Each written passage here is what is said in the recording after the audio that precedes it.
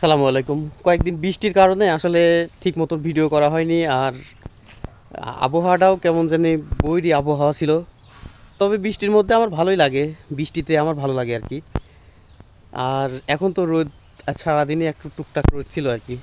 তো ভালো লাগার মতো একটা বিষয় আপনাদের মধ্যে একটা জিনিস শেয়ার করব। আপনারা দেখুন, এই যে আমার শখের বাজিঘর পাখির কিছু বাচ্চা ফুটেছে, একটা ভিতরে আছে, আরও 5টা নিয়ে আসছি।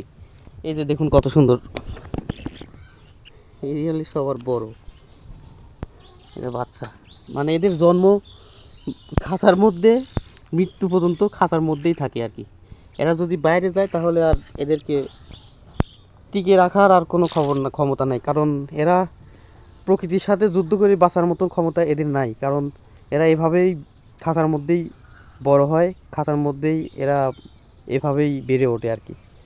এরা সাধারণত এখনও এরা এদের মারাই এখন এদেরকে খাওয়ায় দেয়। এই দেখেন, এই পর্যন্ত খাবার আছে দেখছেন। মানে এই যে এগুলো সবাই কত সুন্দর সুন্দর রং বেরঙের পাখি, কত ভালো লাগে। এটা আমার শখ আর কি।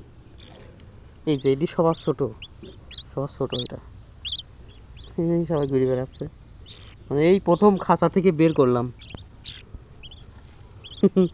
কত ভালো লাগে, হ্যাঁ? আমার শখের এগুলো, আমি খুব শখ করে পুষি। আসলে আরও কিছু শখের জিনিস আছে, সেগুলো আপনাদেরকে দেখাবো না।